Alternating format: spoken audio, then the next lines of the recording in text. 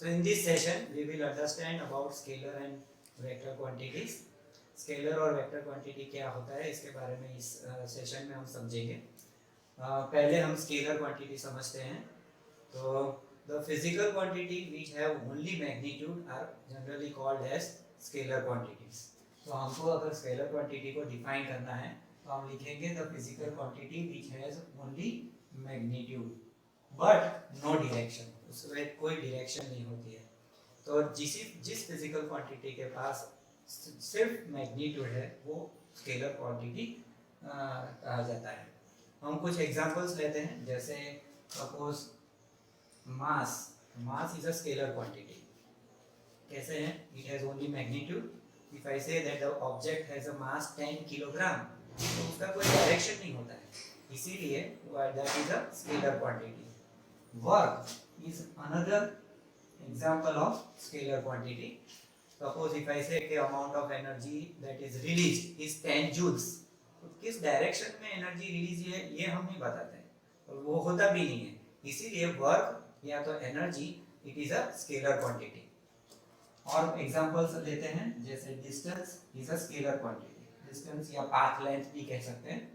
When speed is a scalar quantity, volume is a scalar quantity. All these physical quantities does not have any magnitude. Pressure is another example of a scalar quantity. ये सब में जो भी scalar quantity है उसमें जब भी हम समेशन करते हैं तो हम लॉ ऑफ एल्जेब्रा लगाते हैं, मतलब सिंपल एडिशन। फॉर एग्जांपल हमारे पास दो ऑब्जेक्ट्स है, लेट अस से एक mass of the object A है जिसका मास है 10 kg, दूसरा ऑब्जेक्ट है जिसका मास है लेट अस से 20 kg। अब ये दोनों मास को अगर ऐड करते हैं तो हम law of algebra simple algebra लगाएंगे और टोटल एडिशन हो जाएगा 30 kg। सो इसमें सिंपल लॉ ही लगाना है, इस लॉ ऑफ एल्जेब्रा, जिसमें just summation of two numbers करने वाले हैं, इसीलिए इस टाइप की क्वांटिटीज को स्केलर क्वांटिटी कहते हैं जिसका कोई डायरेक्शन नहीं होता है। अब वेक्टर क्वांटिटी समझते हैं। तो physical quantity which has both magnitude and direction, those physical quantity which has both magnitude and direction, those are called as vector quantities. इसके बाद जो फिजिकल क्वांटिटीज के पास दोनों हो, मैग्नीट्यूड हो और डायरेक्शन हो, उसे हम वेक्टर क्वांटिटी कहते हैं। जैसे कुछ एग्जांपल ले लेते हैं। For example force is a vector quantity. अगर किसी मास ऑफ द ऑब्जेक्ट को हमने फोर्स लगाया है तो हमें उसमें से दो चीज मिलेगी, एक तो मैग्नीट्यूड और उसकी direction. For example if I say that this is the mass of the object and I am applying a force in this direction, कौन सी डायरेक्शन है? तो late us say east direction. So I'll say the force applied is let us say 10 Newton in east. So east जो है that is showing the direction and 10 Newton जो है वो है magnitude of the force. So from this you will get both the things, magnitude as well as direction. So जो भी physical quantity जिसके पास magnitude as well as direction हो वो हो जाता है vector quantity. और examples लेते हैं, जैसे हम ले सकते हैं displacement, it is a vector quantity. देखो distance is a scalar quantity but displacement is a vector quantity. तो डिस्प्लेसमेंट हम कैसे डिफाइन कर सकते हैं? तो it is actually the distance between the initial and final position, उसको हम डिस्प्लेसमेंट कहते हैं, जिसके पास डायरेक्शन भी हो।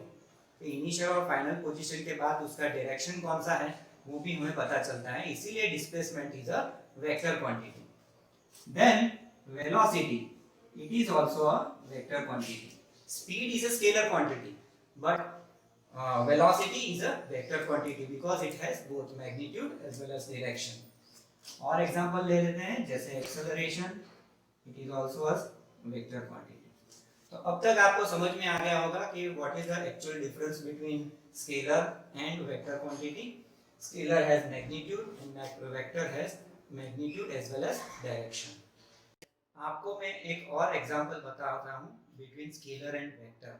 हमने अभी जैसे स्केलर और वेक्टर के डिफरेंस में देखा था कि डिस्टेंस जो है वो स्केलर क्वांटिटी, डिस्टेंस या पाथ लेंथ आप बोल सकते हो, और डिस्प्लेसमेंट है वो वेक्टर क्वांटिटी है। अब दोनों का यूनिट तो सेम है, डिस्टेंस को हम ऐसा यूनिट में मीटर लिखते हैं, डिस्प्लेसमेंट भी मीटर लिखते हैं। तो displacement, why displacement is called is considered as a vector. या तो डिस्प्लेसमेंट अगर मेजर करना है तो कैसे कर सकते हैं वो हम समझेंगे। दूसरा एक और चीज देखा था कि स्पीड है, स्पीड का यूनिट तो मीटर पर सेकंड होता है और स्पीड तो स्केलर क्वांटिटी है, और वेलोसिटी जो है दैट इज वेक्टर क्वांटिटी, उसका यूनिट भी मीटर पर सेकंड है। तो how they differ, what is the difference between speed and velocity in terms of scalar and vector, and distance और डिस्प्लेसमेंट में क्या डिफरेंस है ये हम समझेंगे एग्जांपल लेके। तो हम एक एग्जांपल लेते हैं। फॉर एग्जांपल लेट अस से एक कार है which is traveling from Ahmedabad, या तो हम बड़ौदा से लेते हैं, car is travelling from Baroda to Surat, okay, in let us say east direction. यहां पर मैं बना देता हूं north south east west, north south east. So एक कार है which is traveling from Baroda to Surat, और बड़ौदा टू सूरत ट्रैवल करने में टोटल डिस्टेंस जो ट्रैवल होता है वो है 100 किलोमीटर। अब ये कार वापस टर्न होती है 180 डिग्री और रिटर्न होती है, और रिटर्न होते होते यहाँ पर एक सिटी और आता है जिसको हम बोलेंगे भरूच, और भरूच आके वो कार स्टॉप हो जाती है। अब between Surat and Bharuch distance is late us से 50 किलोमीटर। तो इसमें से total distance travelled by the car within this period is how much, तो हम बोलेंगे total distance traveled is 100 plus 50, that is 150 kilometre. अब इसमें कोई डायरेक्शन नहीं है, ओनली मैग्नीट्यूड, कितना ट्रैवल किया है तो हमने सिर्फ एडिशन किया है 100 plus 50। पर डिस्प्लेसमेंट कितना हुआ तो हम बोलेंगे displacement is how much, displacement is, तो इनिशियल पोजीशन से फाइनल पोजीशन के बीच का डिस्टेंस जो है उसका वो मैग्नीट्यूड रहेगा, दैट इज इक्वल टू, हम अगर यहाँ पर देखें ये 100 है ये 50 है तो यहाँ पर लिख सकते हैं 50 किलोमीटर। अब डिस्प्लेसमेंट तो है 50 किलोमीटर, पर कौन सी डायरेक्शन में, तो इनिशियल पोजीशन से it is in east direction, therefore we will write down 50 kilometre in east direction. तो अब आपको समझ में आ गया होगा कि जब मैं डिस्टेंस कैलकुलेट कर रहा हूं तो जस्ट अलजेब्रिक सम किया है कि टोटल डिस्टेंस ट्रैवल कितना किया है 150 किलोमीटर, और डिस्प्लेसमेंट कितना हुआ है 50 kilometre in east direction. Speed और वेलोसिटी अगर समझना है तो कैसे समझें। बड़ौदा से लेटर से भरूच पहुंचने में सपोज उसको टाइम लगा है लेटर से 5 आवर्स। जैसे बड़ौदा से वो सूरत गए, सूरत से वापस भरूच, कार वापस भरूच आके स्टॉप हो गई, तो टोटल टाइम कितना लगा है तो हम बोलेंगे टाइम इज टोटल लेटर से 5 आवर्स एग्जांपल। तो डिस्टेंस, तो स्पीड कितनी हुई, कार की स्पीड कितनी थी, तो हम कहेंगे टोटल कार की स्पीड है डिस्टेंस अपॉन टाइम। तो डिस्टेंस हमने ट्रैवल किया था कितना 150, टाइम कितना है 5 hours, so the speed is 30 kilometre per hour. अगर वेलोसिटी फाइंड करना है तो वेलोसिटी के पास दोनों होना चाहिए, magnitude as well as direction. तो वो कैसे पता चलेगा, तो वेलोसिटी की फॉर्मूला हो जाएगी डिस्प्लेसमेंट अपॉन टाइम। अब डिस्प्लेसमेंट कितना है तो हमें पता है मैग्नीट्यूड है 50 किलोमीटर, टाइम तो हमको पता है कि total time taken was 5 hours, तो 50 divided by 5 that is equal to 10 kilometre per our.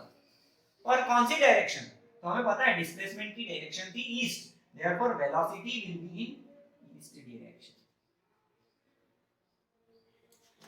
Okay, तो वेलोसिटी का मैग्नीट्यूड हुआ 10 किलोमीटर पर आवर और उसकी डायरेक्शन हुई east direction, but distance speed का मैग्नीट्यूड है 30 किलोमीटर पर आवर।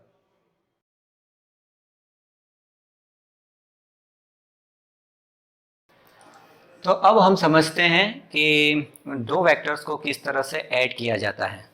तो इसमें हम सिंपल अलजेब्रिक फॉर्मूला लगा नहीं सकते।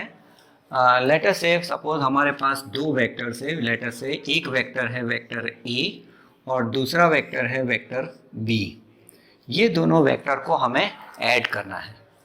अब आप देख सकते हो दोनों की डायरेक्शंस डिफरेंट है, मे बी मैग्नीट्यूड सेम हो या मैग्नीट्यूड डिफरेंट भी हो सकता है, पर ये दोनों वेक्टर को अगर ऐड करना है तो किस तरह से कर सकते हैं।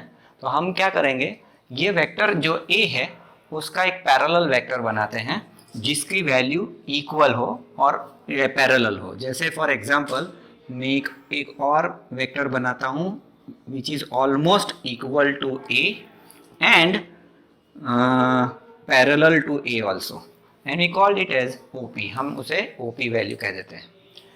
और B का भी एक पैरेलल वेक्टर बनाएंगे और वो भी इक्वल और होना चाहिए और पैरेलल वेक्टर होना चाहिए, और इसका जो हेड है सॉरी इसका B वेक्टर का जो टेल है वो हेड से शुरू करेंगे। तो लेटर से यहाँ से मैंने शुरू किया और ये मैंने B वेक्टर बना दिया, मैं इसे बता देता हूँ PQ। तो अब मुझे फाइंड करना है, दोनों वेक्टर को ऐड करना है। तो अब कैसे वेक्टर ऐड कर सकते हैं, तो रिजल्टेंट जो वेक्टर आएगा दोनों का एडिशन वो इस तरह से होगा कि हम first tail to last head के बीच में एक लाइन बनाएंगे, वो लाइन में वो जो लाइन ड्रॉ करेंगे उसका head part will be at the end of the two vectors head. मतलब यहाँ पर हमने बनाया वेक्टर एरो हेड Q और यहाँ पर आ जाएगा टेल। तो रिजल्टेंट वेक्टर क्या हो सकता है, तो रिजल्टेंट वेक्टर होगा it is equal to vector A plus vector B। तो इस तरह से हम दो वेक्टर्स को ऐड कर सकते हैं। अब वेक्टर एडिशन तो हमें पता चल गया किस तरह से वेक्टर को ऐड करना है, पर हमें अब उसमें जानना है कि जो रिजल्टेंट वेक्टर आता है उसकी मैग्नीट्यूड वैल्यू कितनी होगी और उसका डायरेक्शन को कितना होगा विथ रिस्पेक्ट टू A। तो रिजल्टेंट वेक्टर फाइंड करना है, मैग्नीट्यूड ऑफ रिजल्टेंट वेक्टर। तो उसके लिए हम यहाँ से एक लाइन ड्रॉ करेंगे, perpendicular line corresponding to vector A, मतलब हॉरिजॉन्टल लाइन के साथ एक परपेंडिकुलर लाइन ड्रॉ करेंगे। लेटर से यहाँ पर मैं बता देता हूँ ON। तो और ये एंगल लेटर से अल्फा है। तो यहाँ पर alpha will be our direction, और मैग्नीट्यूड फाइंड करने के लिए हम सिंपल पाइथागोरस फॉर्मूला लगाएंगे। जैसे यहाँ पर आप देख सकते हैं कि OQ square is our resultant value. Okay, तो OQ square will be equal to, you can write down NQ square plus ON square. Okay, तो NQ स्क्वायर कितना है और OQ स्क्वायर ON स्क्वायर कितना है वो मैं बताता हूँ। जैसे NQ square is equal to ON, तो ON की जगह हम लिख सकते हैं OP plus PN whole square. अब NQ कितना है, तो लेट अस से सपोज A और B के बीच में एंगल है थीटा, तो NQ will be our B sin theta and Pn will be our B cos theta. तो ये वैल्यू हम यहाँ रख सकते हैं। NQ स्क्वायर हमें पता है NQ कितना है B sin थीटा, तो यहाँ पर लिख देंगे it is NQ square is B square sin square theta plus OP plus PN। तो OP कितना है, OP हमें पता है A प्लस PN कितना है B cos theta, A plus B cos theta whole square.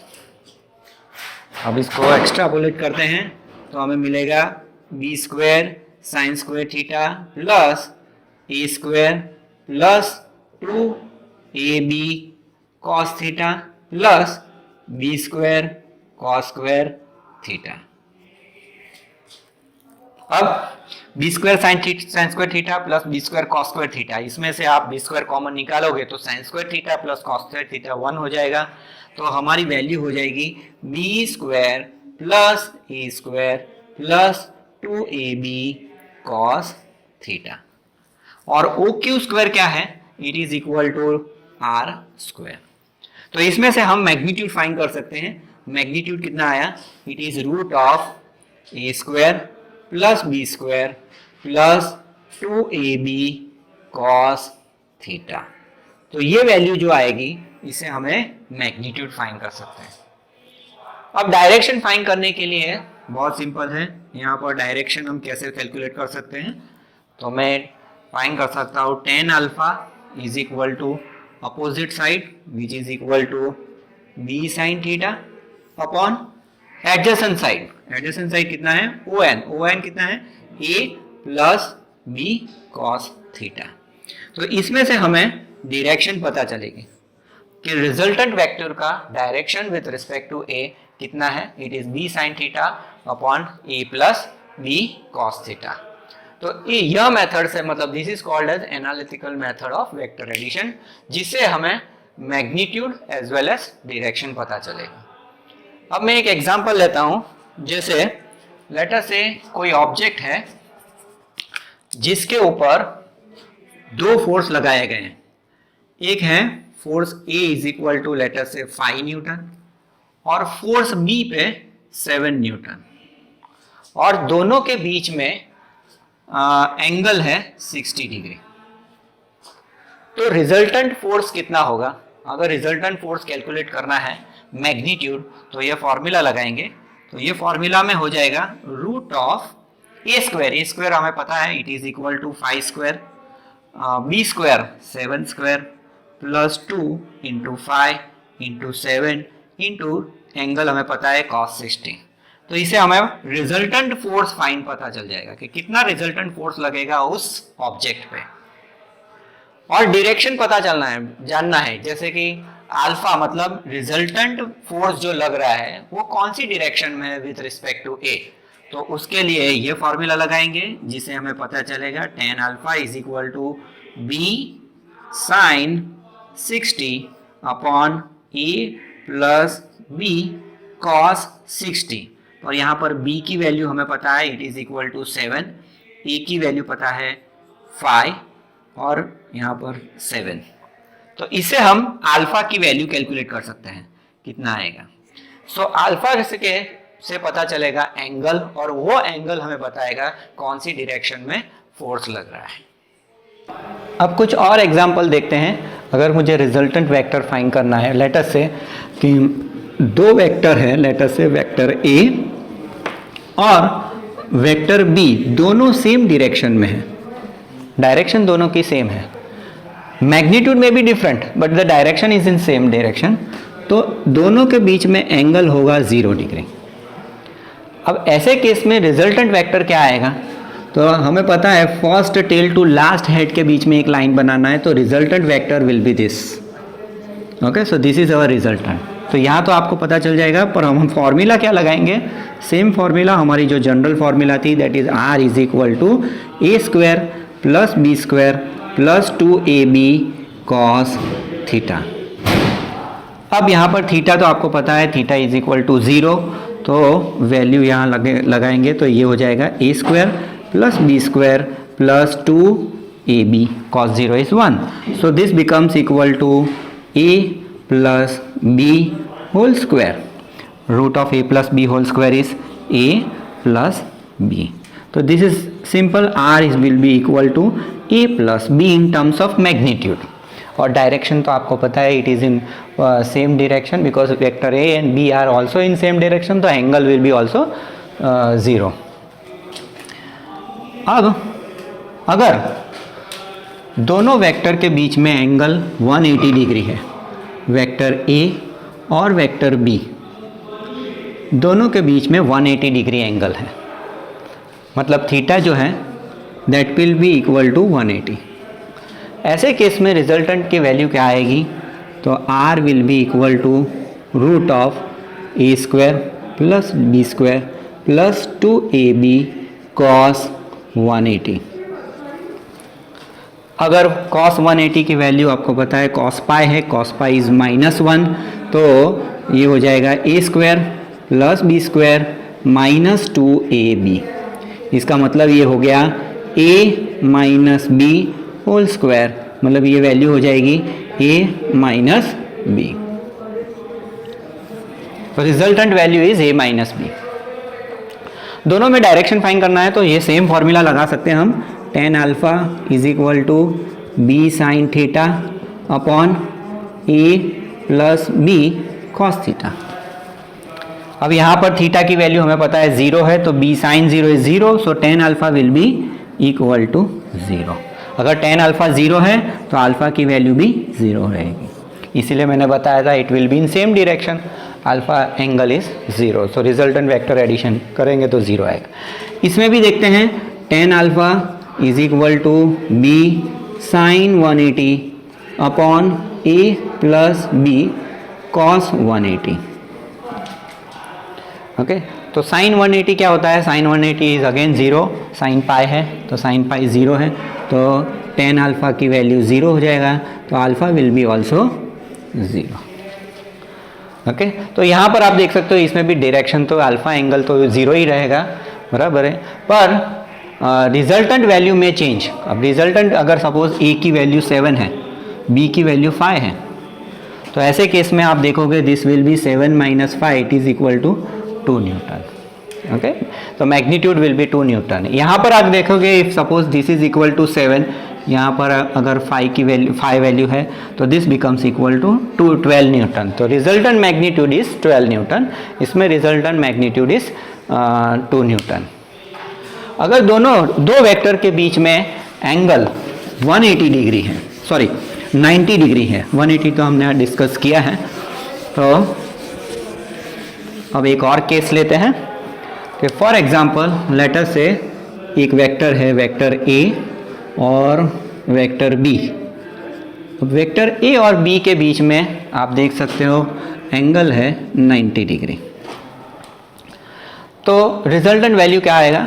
तो रिजल्टेंट वैल्यू कैसे कैलकुलेट कर सकते हैं? तो रिजल्टेंट वैल्यू हमारे पास सेम फॉर्मूला है, a square plus b square plus 2ab cos 90, तो यहाँ पर लिख देता हूँ cos theta is equal to 90 और cos पाई बाई 2 तो 0 है, तो ये हो जाएगा it is root of a square plus b square. मतलब आप समझो कि सपोज a की वैल्यू है 7 न्यूटन, इसकी वैल्यू है 5 न्यूटन।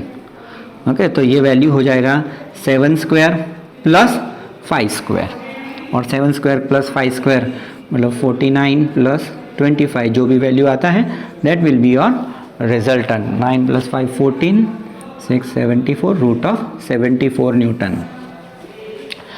एंगल क्या आएगा?